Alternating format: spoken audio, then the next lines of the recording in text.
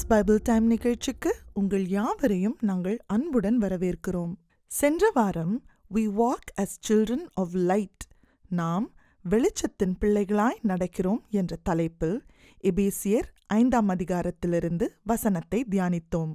இன்றைக்கும் நாம் தொடர்ந்து எபேசியர் 5ஆம் அதிகாரத்திலிருந்து we walk in wisdom, நாம் ஞானமுள்ளவர்களைப் போல நடக்கிறோம் என்ற தலைப்பில் டாக்டர் எபி நம்மோடு வசனத்தை பகிர்ந்து கொள்வார்கள்.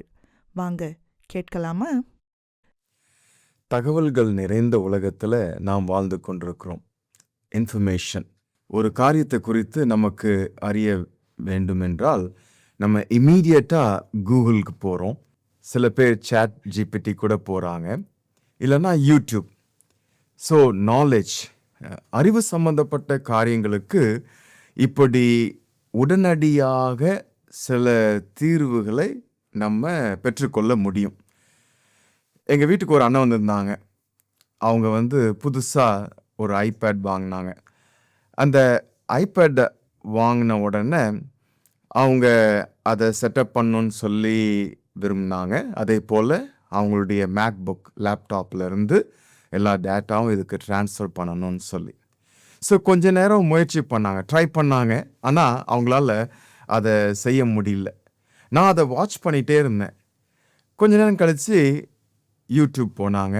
யூடியூப்பில் போய் ஒரு வீடியோவை பார்த்து இம்மீடியட்டாக அந்த ஐபேடை செட் பண்ணி அந்த மேக்புக்கில் எல்லா டேட்டாவையும் ட்ரான்ஸ்ஃபர் பண்ணிட்டாங்க.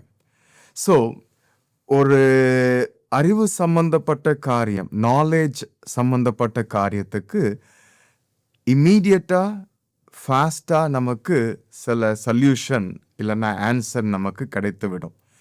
ஆனால் ஞானம் சம்பந்தப்பட்ட காரியங்கள் அது இவ்வளோ எளிதாக ஈஸியாக நாம் பெற்றுக்கொள்ள முடியாது.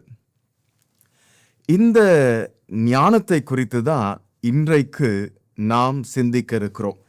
எப்படி இந்த ஞானமற்ற உலகத்தில் அல்லது மதியற்ற உலகத்தில் ஞானம் உள்ளவர்களாக வாழ முடியும்.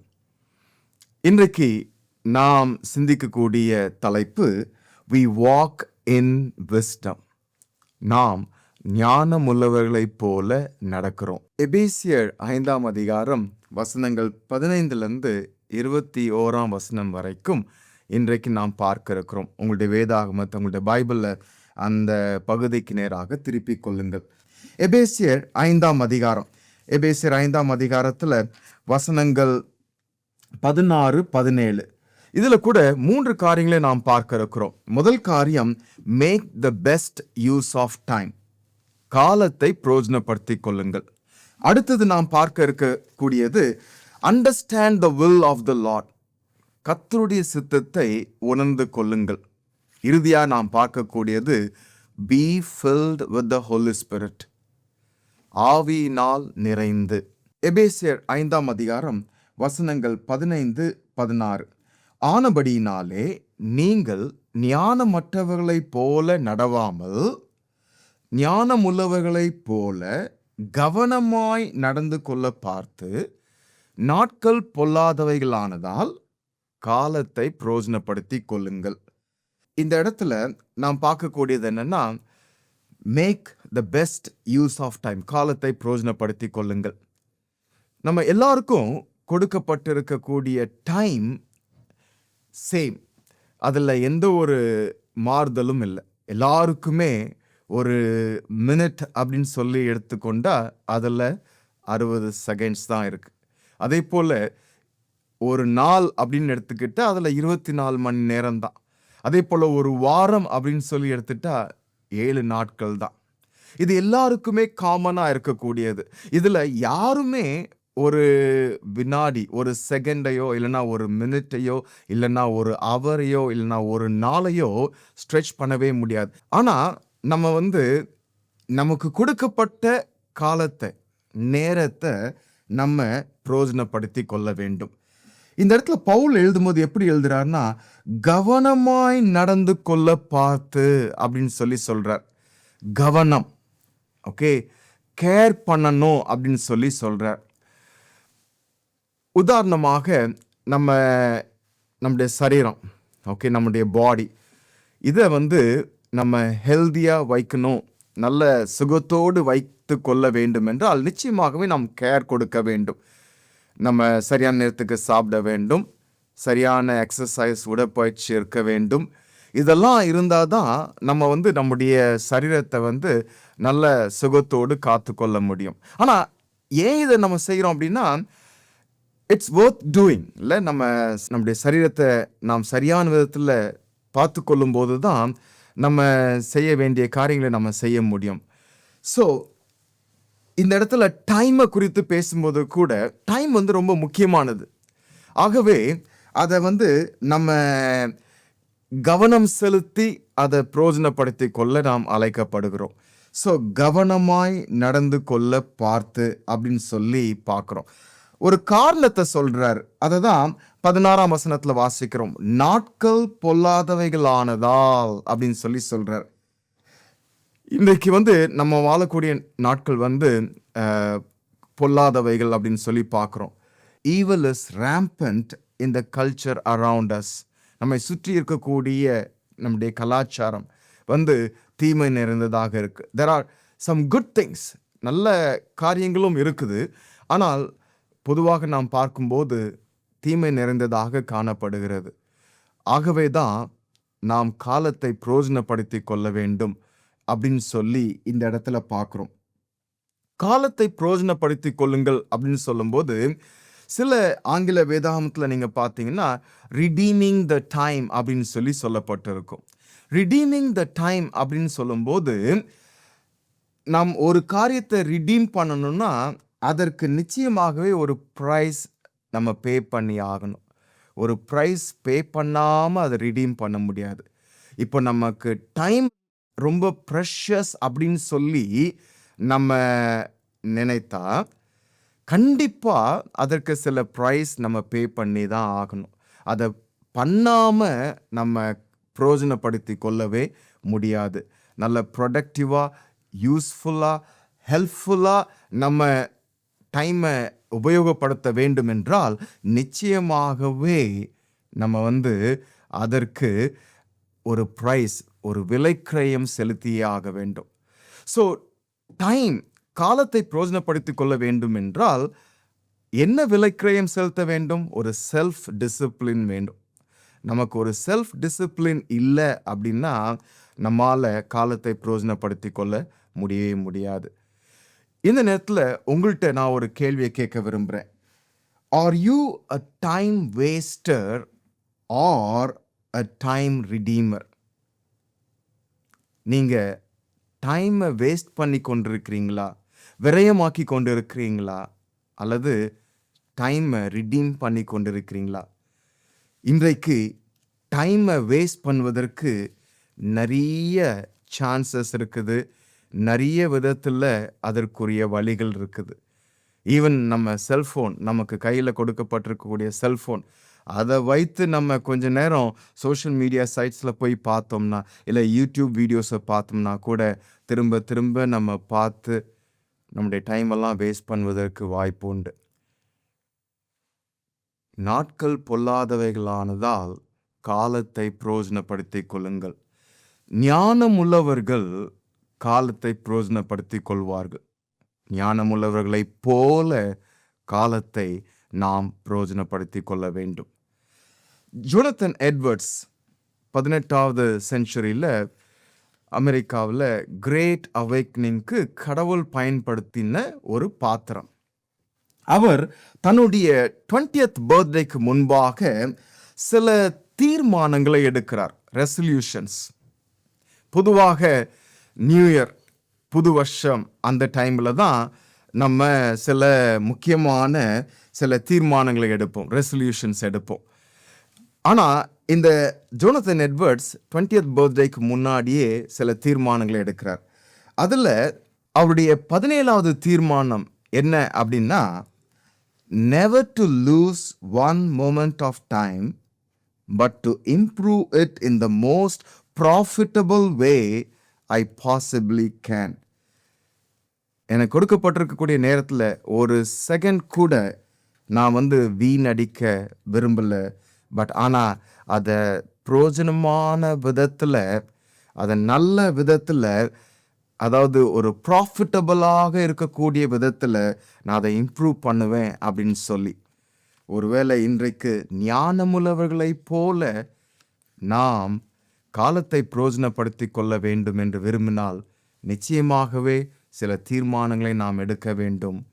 அந்த தீர்மானங்களை எடுத்து ஆண்டவர் நமக்கு அதில் நிலைத்திருக்க உதவி செய்யும்படி நாம் ஜெபிக்க வேண்டும். So we walk in wisdom. நாம் ஞானமுள்ளவர்களைப் போல நடக்கிறோம். எப்படி? ஃபஸ்ட்டு காலத்தை பிரயோஜனப்படுத்தி கொள்ளுகிறோம். ரெண்டாவது நாம் பார்க்கக்கூடியது understand the will of the Lord. கர்த்தருடைய சித்தம் இன்னதென்று உணர்ந்து கொள்ளுங்கள். 17ஆம் வசனத்தில் வாசிக்கிறோம், ஆகையால் நீங்கள் மதியற்றவர்களாயிராமல் கர்த்தருடைய சித்தம் இன்னதென்று உணர்ந்து கொள்ளுங்கள். ஸோ ஞானமுள்ளவர்களைப் போல கர்த்தருடைய சித்தம் இன்னதென்று நாம் உணர்ந்து கொள்ள அழைக்கப்படுகிறோம். இதை தான் ஞானத்தில் நடக்கிறவங்க செய்வாங்க. ஸோ இயேசுவானவர் நம்முடைய பாவங்களுக்காக மரிக்க இந்த உலகத்தில் வந்த அந்த இயேசுவானவர் கூட கடைசியில் அந்த அவருடைய பாடு, அந்த மரணம், அந்த சிச்சுவேஷனில் கூட பிதாவாகிய தேவனிடத்தில் இவ்விதமாக ஜெபிக்கிறார், இந்த பாத்திரம் என்னை விட்டு நீங்க கூடுமானால் நீங்கும்படி செய்யும், ஆயினும் என்னுடைய சித்தத்தின்படி அல்ல, உம்முடைய சித்தத்தின்படியே ஆக கடவுது. ஸோ இயேசுவானவர் கூட பிதாவின் சித்தத்தை நிறைவேற்றுவதற்காக தான் விருப்பமோடு வாழ்ந்தார். இன்றைக்கு நீங்களும் நானும் கூட அப்படி தேவனுடைய சித்தத்தை நிறைவேற்ற வேண்டும் என்று விரும்புகிறோம். ஆனால் சில நேரத்தில் எது தேவனுடைய சித்தம் அதை அறிந்து கொள்வதில் நமக்கு சில பிரச்சனை இருக்குது. ஸோ தேவனுடைய சித்தம் அப்படின்னு சொல்லும்போது அதை ரெண்டு விதமாக நாம் பார்க்கலாம். முதல்ல ஜெனரல் வில் அல்லது பொதுவாக இருக்கக்கூடிய தேவனுடைய சித்தம். அந்த பொதுவாக தேவனுடைய சித்தம் அப்படின்னு சொல்லி நீங்கள் பார்த்தீங்கன்னா அது வேத வசனத்தில் நமக்கு தெளிவாக கொடுக்கப்பட்டிருக்கிறது. ஃபார் எக்ஸாம்பிள் 2 தீமோத்தேயு 2ஆம் அதிகாரத்தில் வாசிக்கிறோம், எல்லா மனுஷரும் ரட்சிக்கப்படவும் சத்தியத்தை அறிகிற அறிவை அடையவும் அவர் சித்தம் உள்ளவராய் இருக்கிறார். அவர் சித்தம் உள்ளவராய் இருக்கிறார். எல்லா மனுஷரும், நீங்களும் நானும் ரட்சிக்கப்பட வேண்டும். ஒருவேளை இந்த நிகழ்ச்சியை பார்த்து கொண்டிருக்கிறவங்க ரட்சிக்கப்படுறதுனா என்ன அப்படின்னு சொல்லி நீங்கள் யோசித்தீங்கன்னா வேற ஒன்றும் இல்லை, நான் ஒரு பாவி, என்னை ரட்சிக்க தான் இந்த இயேசுவான உலகத்தில் வந்து தன்னையே கொடுத்தார். நான் பாவி என்பதை அறிந்து உணர்ந்து எனக்கு இரட்சகர் தேவை, அது இந்த இயேசு கிறிஸ்து தான் அப்படின்னு சொல்லி விசுவாசத்தை ஏற்றுக்கொள்ளும் போது நாம் ரட்சிக்கப்படுகிறோம். ரட்சிக்கப்பட்டவர்கள் இங்கே இந்த நிகழ்ச்சியை பார்த்து கொண்டிருப்பீங்கன்னா அடுத்ததாக பவுல் தீமோத்தேயுக்கு எழுதும்போது என்ன சொல்றாருன்னா, சத்தியத்தை அறிகிற அறிவை அடையவும். ஸோ ரட்சிக்கப்பட வேண்டும் என்பது ஆண்டுடைய சித்தம், அதே போல சத்தியத்தை அறிகிற அறிவை அடைய வேண்டும் என்பதும் ஆண்டுடைய சித்தம். ஆகவே தான் நம்ம ஈவன் இந்த நிகழ்ச்சியை செய்கிறோம். இட்ஸ் பைபிள் டைம், அதற்காகவே செய்கிறோம். விசுவாசிகள் இன்னும் சத்தியத்தை அறிகிற அறிவை அடைய வேண்டும். இது தேவன் வெளிப்படுத்தி இருக்கக்கூடிய பொதுவான ஜெனரல் வில். இப்படி தேவனுடைய சித்தத்தை குறித்து நம்ம வேதத்தில் வாசிக்கிறோம். ஆனால் பர்டிகுலர் வில் அப்படின்னு பார்க்கும்போது குறிப்பாக ஃபார் எக்ஸாம்பிள் எந்த கல்லூரி எந்த காலேஜில் போய் படிக்கணும், என்ன படிக்க வேண்டும், யாரை திருமணம் செய்து கொள்ள வேண்டும், எந்த கம்பெனியில் ஒர்க் பண்ணணும், இப்படி நமக்கு சில கேள்விகள் இருக்கு. அப்படிப்பட்ட கேள்விகளுக்கு நேரடியாக நம்ம வேத வசனத்தில் நமக்கு பதில் கிடைக்காது. ஆனால் நம்ம அதற்காக ஜெபிக்கலாம், நிச்சயமாகவே வேத வசனத்தை வாசிக்கலாம். சில நேரத்தில் வேத வசனத்தின் மூலமாக நமக்கு சில கைடன்ஸ் கிடைக்கலாம். ஆனால் இதில் நமக்கு உதவி செய்வதற்காக சில டைமில் பாஸ்டர்ஸ் இல்லைன்னா ஊழியர்கள், மிஷனரிஸ், ஊழியத்தில் இருக்கக்கூடியவங்க, நல்ல மெச்சூர் காட்லி லீடர்ஸ், அவங்களுடைய ஆலோசனை கூட நமக்கு தேவனுடைய சித்தத்தை அறிந்து கொள்வதற்கு உதவியாக இருக்கும். ஞானம் உள்ளவர்கள் கர்த்தருடைய சித்தம் இன்னதென்று உணர்ந்து கொள்வார்கள். They will understand the will of the Lord.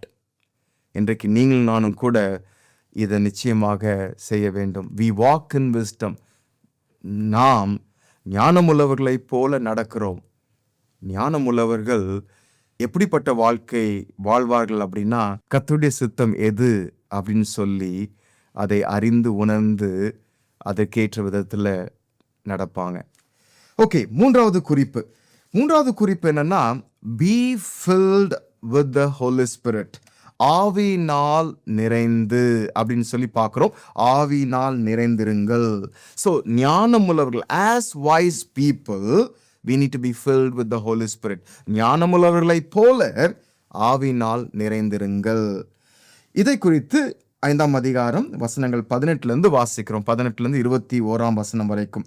துன்மார்க்கத்திற்கு ஏதுவான மதுபான வெறி கொள்ளாமல் ஆவியினால் நிறைந்து, அடுத்தது சங்கீதங்களினாலும் கீர்த்தனைகளினாலும் ஞானப்பாட்டுகளினாலும் ஒருவருக்கொருவர் புத்தி சொல்லிக் கொண்டு உங்கள் இருதயத்தில் கர்த்தரை பாடி கீர்த்தனம் பண்ணி நம்முடைய கர்த்தராகிய இயேசு கிறிஸ்துவின் நாமத்தினாலே எப்பொழுதும் எல்லாவற்றிற்காகவும் பிதாவாகிய தேவனை ஸ்தோத்தரித்து தெய்வ பயத்தோடே ஒருவருக்கொருவர் கீழ்ப்படிந்திருங்கள்.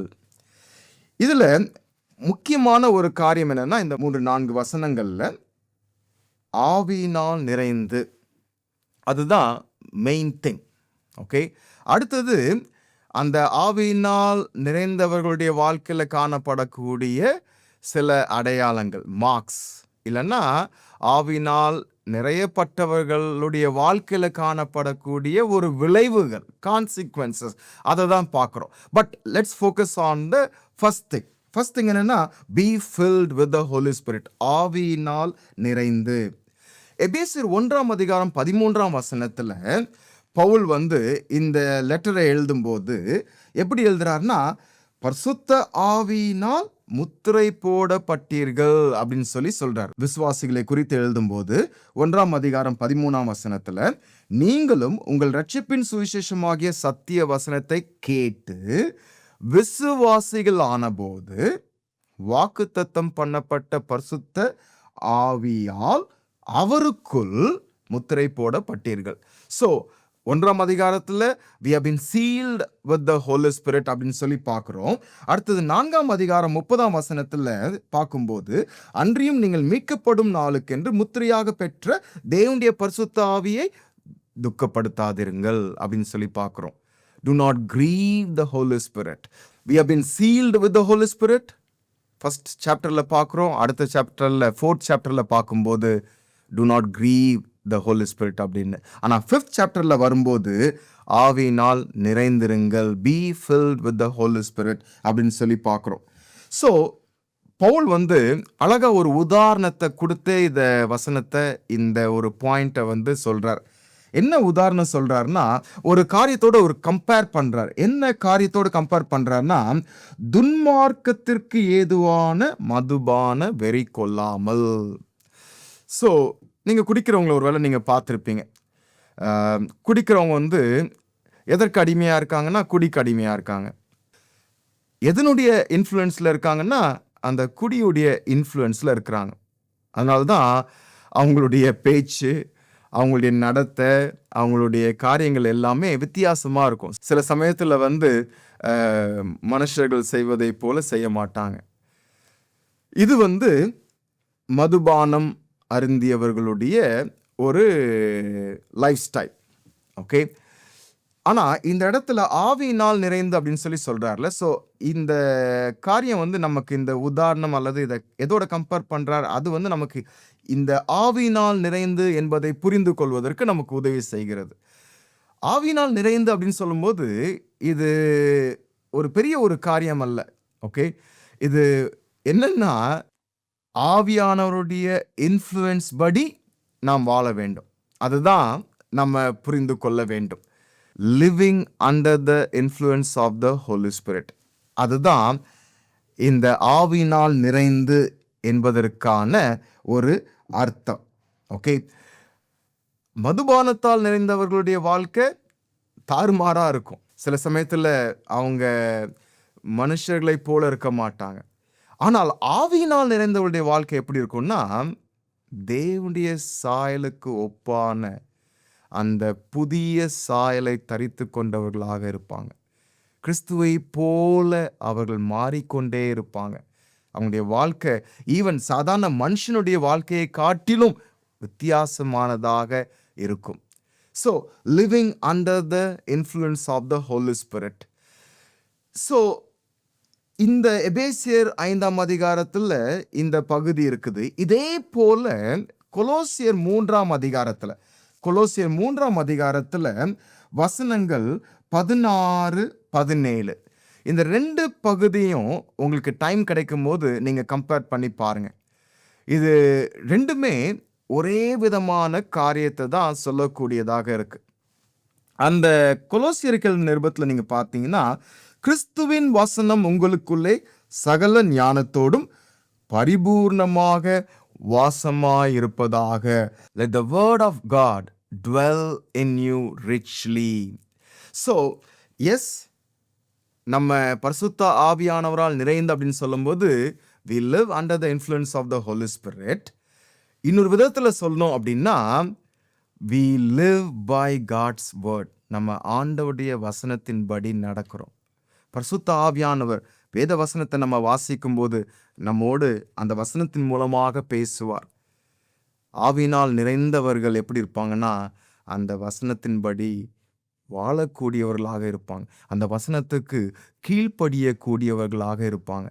அதை தான் இந்த எபேசியர் 5ஆம் அதிகாரத்தில் நம்ம பார்க்குறோம். கொலோசியர் 3ஆம் அதிகாரம் நமக்கு உதவி செய்கிறது இதை இன்னும் அதிகமாக புரிந்து கொள்வதற்கு. ஓகே, இந்த ஆவியினால் நிறைந்து அந்த வார்த்தை be filled with the Holy Spirit, அதை குறித்து நாம் இன்னும் கொஞ்சம் ஆழமாக பார்க்க வேண்டும் என்றால் இதில் இருக்கக்கூடிய கிராமர் அதை நம்ம பார்க்கணும். ஸோ ஃபஸ்ட்டு இந்த கிராமரை குறித்து நீங்கள் பார்த்தீங்கன்னா, it's a command to follow be filled with the Holi spirit. ஆவினால் நிறைந்து அப்படின்னு சொல்லும்போது இது ஒரு கட்டளை. இந்த கட்டளைக்கு நம்ம கீழ்ப்படிந்தே ஆக வேண்டும். It's not a suggestion to consider. இது ஒரு ஆலோசனை கிடையாது. ஓகே, நீங்கள் இதை செய்யலாம் செய்யாமல் இருக்கலாம் அப்படின்னு சொல்லி ஒரு ஆலோசனை கிடையாது. இது அ கமாண்ட் டு ஒபே. அடுத்தது இந்த இடத்துல நீங்கள் பார்த்தீங்கன்னா, இது ப்ளூரல் ஃபார்மில் கொடுக்கப்பட்டிருக்கு, பன்மையில் கொடுக்கப்பட்டிருக்கு. நீங்கள் அப்படின்னு சொல்லி, விசுவாசிகள், நீங்கள் திருச்சபையில் இருக்கக்கூடிய விசுவாசிகள் அப்படின்னு சொல்லி நம்ம பார்க்குறோம். நீங்கள் அப்படின்னு சொல்லும்போது எல்லாருமே இது ஏதோ ஒரு சில சபையை சார்ந்தவங்களுக்கு உரியது, இது ஒரு சில விசுவாசிகளுக்கு அப்படின்னு கிடையாது. எல்லாருமே ஆவியினால் நிறைந்து வாழ நமக்கு கட்டளை கொடுக்கப்பட்டிருக்கு. மூன்றாவது பார்த்தீங்கன்னா, பாசிவ் வாய்ஸில் கொடுக்கப்பட்டிருக்கு, ஆக்டிவ் வாய்ஸில் கிடையாது. பாசிவ் வாய்ஸ் அப்படின்னு சொல்லும்போது நம்ம இதை ஏதோ சில ஃபார்முலாஸ் நம்ம மனப்பாடம் பண்ணி அதை நம்ம செய்தோம் அப்படின்னா ஆவினால் நிரப்பப்படும் அப்படின்னு கிடையாது.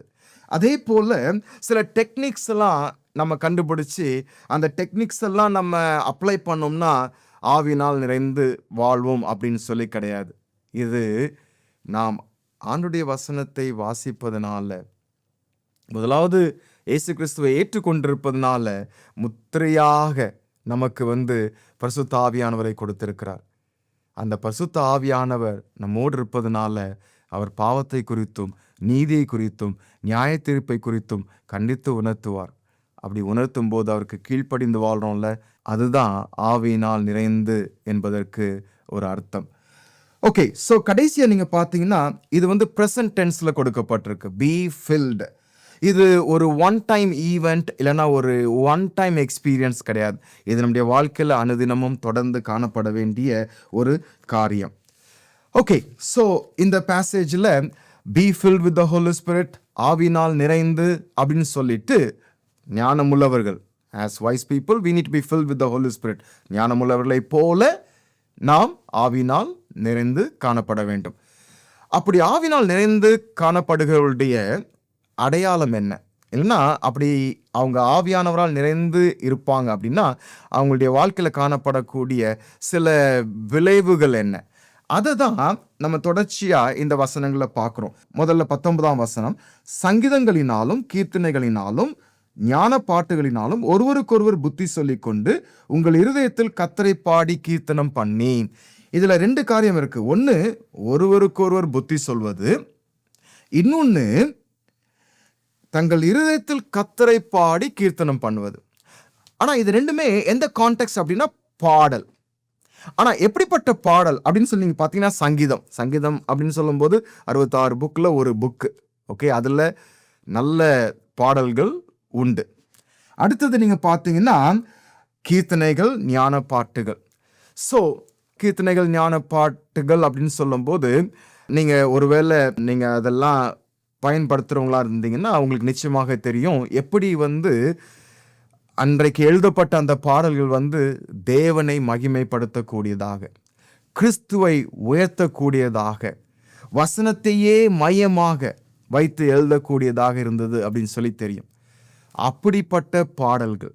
ஸோ இப்படிப்பட்ட பாடல்கள் பாடும்போது 2 காரியம் நடக்குது. ஆவியினால் நிறைந்தவர்கள் இப்படிப்பட்ட பாடல்கள் திருச்சபையில் பாடும்போது 2 காரியம் நடக்குது. ஒன்று, ஒருவருக்கொருவர் புத்தி சொல்வார்கள். தேவனை மகிமைப்படுத்தக்கூடிய விதத்தில் வசனத்தின் அடிப்படையில் இருக்கக்கூடிய பாடல்களை நாம் பாடும்போது நம்ம பக்கத்தில் இருக்கிறவங்க அதன் மூலமாக என்கரேஜ் பண்ணப்படுவாங்க. அதன் மூலமாக சில ஆலோசனையை பெற்றுக்கொள்வாங்க. கடவுளை உயர்த்தி நம்ம பாடும்போது கடவுளை குறித்து இன்னமும் அதிகமாக அறிந்து கொண்டு அவங்க இன்னும் நல்ல ஒரு கம்ஃபர்ட், என்கரேஜ்மெண்ட்டை பெற்றுக்கொள்வாங்க. அடுத்தது, தங்கள் இருதயத்தில் கர்த்தரை பாடி கீர்த்தனம் பண்ணி. ஸோ கர்த்தரை மகிமைப்படுத்தக்கூடிய விதத்தில் பாடி கீர்த்தனம் பண்ணுவார்கள் அப்படின்னு சொல்லி பார்க்குறோம். 3வது நாம் பார்க்கக்கூடியது 20ஆம் வசனம். நம்முடைய கர்த்தராகிய இயேசு கிறிஸ்துவின் நாமத்தினாலே எப்பொழுதும் எல்லாவற்றிற்காகவும் பிதாவாகிய தேவனை ஸ்தோத்தரித்து. ஸோ ஆவினால் நிறைந்தவர்கள் எல்லாவற்றிற்காகவும் எப்போதும் தேவனை ஸ்தோத்தரிப்பார்கள். ஈவன் போன வாரத்தில் கூட நம்ம பார்த்தோம், ஸ்தோத்திரம் செய்தலே தகும் அப்படின்னு சொல்லி. அக்கிரமத்தில் வாழ்வது நமக்கு தகுந்த காரியம் அல்ல, ஆனால் ஸ்தோத்திரம் செலுத்துவது தகும் அப்படின்னு சொல்லி பார்த்தோம். இறுதியாக 21ஆம் வசனத்துல, தெய்வ பயத்தோடு ஒருவருக்கொருவர் கீழ்ப்படிந்திருங்கள். ஆவியினால் நிறைந்தவர்கள் இப்படி ஒருவருக்கொருவர் கீழ்ப்படிந்து வாழ்வார்கள். ஜெபிக்கலாமா? அன்பின் பரலோக பிதாவே, இந்த நேரத்தில் கூட எங்களோடு நீர் பேசினுடைய வார்த்தைகளுக்காக ஸ்தோத்திரம். நீர் எங்களை ரட்சித்து எங்களை மீட்டிருப்பதனால, நாங்கள் விசுவாசிகளாக இருப்பதனால, நாங்கள் ஞானமுள்ளவர்களாய் நடக்க வேண்டும் என்பது உம்முடைய விருப்பம். ஆகவே காலத்தை பிரயோஜனப்படுத்திக் கொள்ள உதவி செய்யுங்க. காலத்தை வீணடிக்காம கவனமாய் நடக்க எங்களுக்கு உதவி செய்யுங்க. எங்களுக்கு சில நேரத்தில் செல்ஃப் டிசிப்ளின் இல்லை சுவாமி, அந்த டிசிப்ளினை தாங்க சுவாமி. அது மட்டும் இல்லை, நாங்கள் உம்முடைய சித்தம் என்ன அப்படின்னு சொல்லி நாங்கள் உணர்ந்து உம்முடைய சித்தத்தை மாத்திரம் செய்ய வேண்டும். உமக்கு பிரியமானது, உமக்கு மகிமையை கொண்டு வருவது. 3வது, நாங்கள் ஆவியினால் நிறைந்து வாழ வேண்டும். அது அனுதினமும் எங்களுடைய ஒரு வாழ்க்கை முறையாக இருக்க வேண்டும். உம்முடைய இன்ஃப்ளூயன்ஸில் நீ சொல்வதை போல, வேத வசனம் எங்களுக்கு கற்றுக் கொடுப்பதை போல வாழ எங்களுக்கு உதவி செய்யும். இயேசு கிறிஸ்துவின் இனிய நாமத்தில் ஜெபிக்கிறோம் ஜீவனுள்ள பிதாவே, ஆமேன். இட்ஸ் பைபிள் டைம் நிகழ்ச்சியில ஆண்டவர் வார்த்தையை தியானிக்க வந்த உங்கள் யாவருக்கும் நன்றி. We will meet you again next Saturday at 10 p.m. on Satyam TV. Until then, have a blessed week. Bye.